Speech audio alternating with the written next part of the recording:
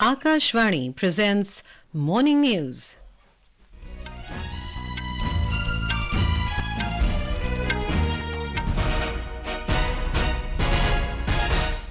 Good morning. I am Meenakshi Sant.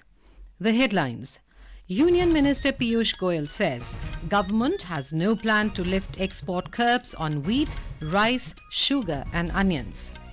6 accused in parliamentary security breach case remanded to judicial custody till 27th of this month. External Affairs Minister S Jaishankar to be on a 2-day visit to Iran beginning today.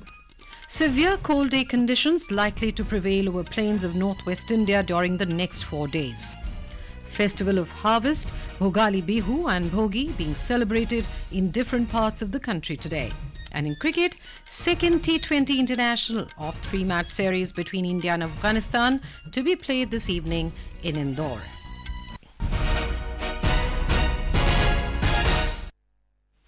Commerce Minister Piyush Goyal has said that the government is not considering any proposal to lift the export curbs on wheat, rice, sugar and onions.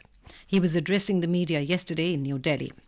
The minister underlined that there is no plan or need to import wheat and sugar. The remarks come as the government imposed a ban on the exports of essential commodities to control their price in the domestic market. The minister, however, mentioned that the government is helping the friendly nations with their food security needs and exported rice to countries like Indonesia, Senegal and Gambia. India implemented restrictive measures, including the prohibition of wheat exports in May 2022, the cessation of non-basmati rice exports starting from July 2023, and the continuation of restrictions on sugar exports beyond October 2023. Delhi's Patiala House Court has sent 6 accused of the Parliament security breach case to judicial custody till the 27th of January. Delhi police produced accused Manoranjan D, Sagar Sharma, Lalit Jha, Anmol Shinde, Mahesh Kumawat and Neelam Azad after the expiry of their custody remand. Additional Sessions Judge ASJ Hardeep Kaur remanded all accused persons to judicial custody till the 27th of January. Delhi police had moved an application seeking judicial custody of all accused persons till the pendency of the investigation. On January 5th, 5 of the 6 accused gave their consent for the polygraph test. Accused Neelam Azad denied for the polygraph test. In addition, accused Manoranjan and Sagar also gave their test for narco analysis and brain mapping test.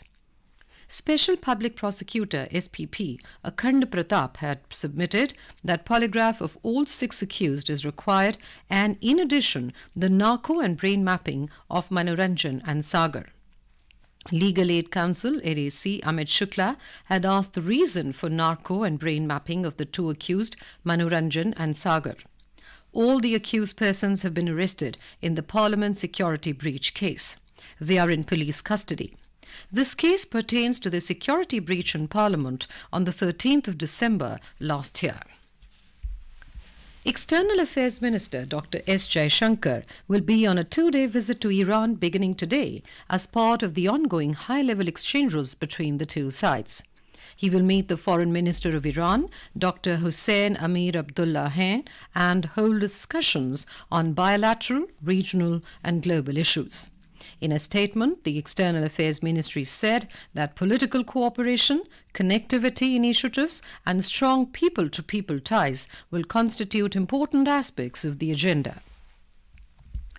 Only 9 days are left for the Pran Pratishtha of Ram Lalla Virajman in Ayodhya. Today, the mega cleanliness drives at all the temples and religious places will start across Uttar Pradesh. More from our correspondent. Prime Minister Narendra Modi gave the clarion call to every citizen of the country to participate in the cleanliness drive at their nearest temples and religious places from today. In Uttar Pradesh, the grand cleanliness drive will be led by Chief Minister Yogi Adityanath, who will launch the campaign from Lata Chowk in Ayodhya today. The campaign will continue till 22nd January. Chief Minister Yogi Adityanath will also launch 50 e-buses and 25 green autos from Ayodhya bus stand today. 100 more such buses will commence operations from 15th January, which will not only help the tourists and devotees but will also reduce pollution in the city. Sushil Chandra Tiwari, Akashvani News, Ayodhya. In Uttarakhand, there is an atmosphere of excitement regarding the consecration ceremony of Shri Ram Lala Pran Pratishtha to be held on the 22nd of January in Ayodhya. In view of the Pran Pratishtha program, Chief Minister Pushkar Singh Dhami has directed district magistrates to celebrate a 9-day cultural festival and lead extensive cleanliness campaigns in temples, ghats, establishments and cities from the Uttarayani festival today till the 22nd of January. During this period, various cultural activities including Deepotsav, Kalash Yatra, tableau at religious places, Ramcharitramanas recitation, Bhajan Kirtan, Prasad distribution and special cleanliness drive will involve the participation of Mahila Mangal Dal, Yuvak Mangal Dal, self-help groups, social organizations and the general public. The Chief Minister emphasized the live telecast of the ceremony from Ayodhya and the distribution of the prasad in major temples and gurudwaras across the state on the 22nd of January. Mr. Dhami also encouraged people to celebrate Deepotsav in their homes on the same day.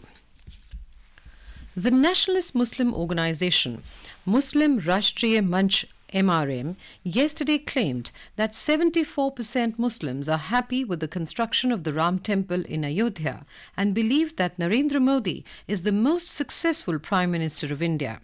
According to a press release, MRM has conducted the largest ever survey among the Muslims of the country. Referring to the findings of the survey, MRM stated that Lord Ram is present in every corner of the people and that Narendra Modi is the most successful Prime Minister of India, whose words are not only listened to and accepted in India but also in the whole world. The survey claimed that countless Muslims wanted that the so-called ulemas, maulanas and opposition leaders who are trying to earn their political fortunes in the name of Islam should be completely boycotted. The survey result also claimed that 74% Muslims are happy with the construction of the temple. 70% Muslims trust the Modi government. 72% Muslims agreed that the opposition has no issue and 70% Muslims feel that India has emerged as a world power. The survey noted that Muslims are safer under the Muslim Modi government and there is equal opportunity for development for all in the Modi government. It also claimed that trust in the BJP has increased because of Prime Minister Modi. This is Akashvani giving you the news. For quick news updates round the clock, follow us on our Twitter handles at AIR News Alerts. Assam is celebrating the Magh Bihu, the vibrant harvest festival, also known as Bhogali Bihu and Maghor Domahi. It is the first festival of the year that brings people of various communities together to enjoy the winter crops and pray for prosperity for the rest of the year. It is called Pongal in Tamil Nadu, Lohri in Punjab and Makar Sankranti in northern parts of India. This Bihu is celebrated over 2 days. During Magh Bihu, people have feasts and light bonfires starting a day before the main celebration. The day before Magh Bihu is called Uruka or Bihu Eve, the last day of the Posh month in the Assamese calendar. Today is Uruka, and as part of the Bihu celebration, people building makeshift cottages called Bela Ghar using hay from harvest fields. People are also constructing meji for bonfire. In Telangana, Makar Sankranti festivities have commenced with people celebrating Bhogi today with traditional fervour and gaiety. The 3-day post-harvest festival is being celebrated across the state, but predominantly in rural areas, as all segments of society celebrate the festival with much pomp. The first day of Sankranti festivities began with Bhogi Mantalu, that is, a bonfire lit early this morning. People along with children came out in large numbers to light the bonfire at the street corners and crossroads.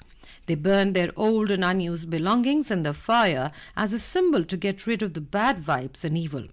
People are inviting the Sankranti Lakshmi, a sign of prosperity, by decorating their houses traditionally with colourful rangoli, mango leaves and marigold flowers. The 3-day festivities are predominant in rural areas across the state as farmers reap their harvest before the festival.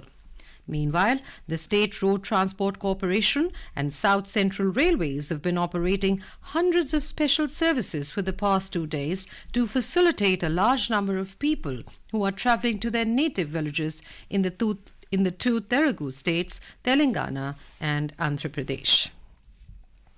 In Ladakh, the Viksit Bharat Sankalp Yatra VBSY has covered almost the entire Kargil district, including the town area, and people have welcomed this great and beneficial initiative of the central government. More from our correspondent.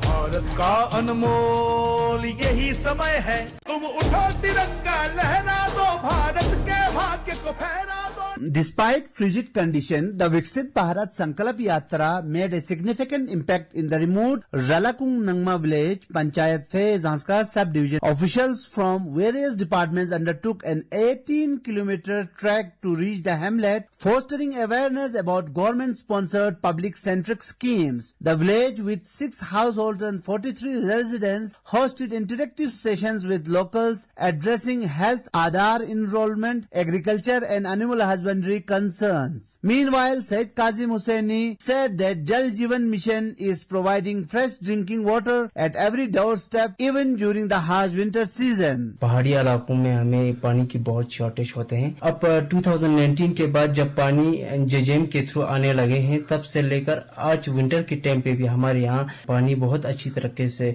Available है. अब इस जम जाने का भी एक proper solution निकाला गया है, जिसमें इंसुलेशन करके पानी फ्रीज हुए बगैर हमें पहुंच जाते हैं. A transformative endeavor, the Viksit Bharat Sankalp Yatra left an incredible mark on the community. For Akashvani News, this is Anayat Ali from Kargil, Union Territory of Ladakh. तुम उठो तिरंगा लहरा दो, भारत के भाग्य को फहरा दो.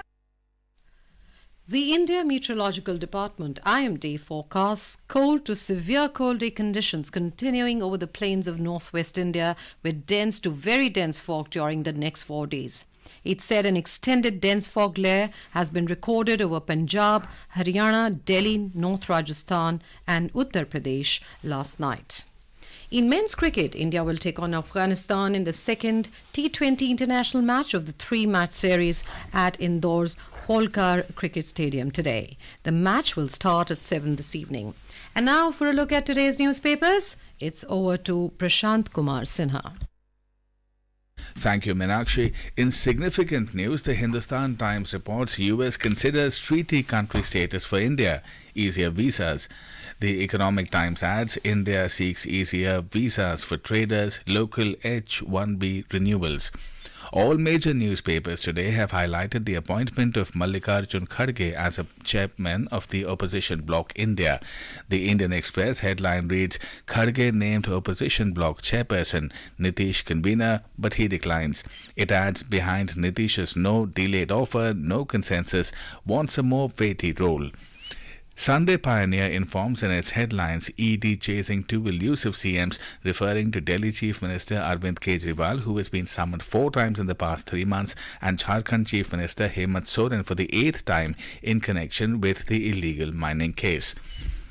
And finally, the Times of India reports that a rare Russian bird, the Baikal teal, has been spotted in Manipur's Lamphel wetland on Wednesday after 108 years by a team of wildlife explorers. And with that, it's back to you, Meenakshi. Thank you, Prashant. And now, before we end the bulletin, the headlines once again. Union Minister Piyush Goyal says government has no plan to lift export curbs on wheat, rice, sugar and onions. 6 accused in the Parliament security breach case remanded to judicial custody till 27th of this month. External Affairs Minister S Jaishankar to be on a 2-day visit to Iran beginning today. Severe cold day conditions likely to prevail over plains of northwest India during the next 4 days. Festival of Harvest, Bhogali Bihu and Bhogi being celebrated in different parts of the country today. And in cricket, second T20 International of 3-match series between India and Afghanistan to be played this evening in Indore. And with that, we end the morning news. Akashvani से पेश है खबर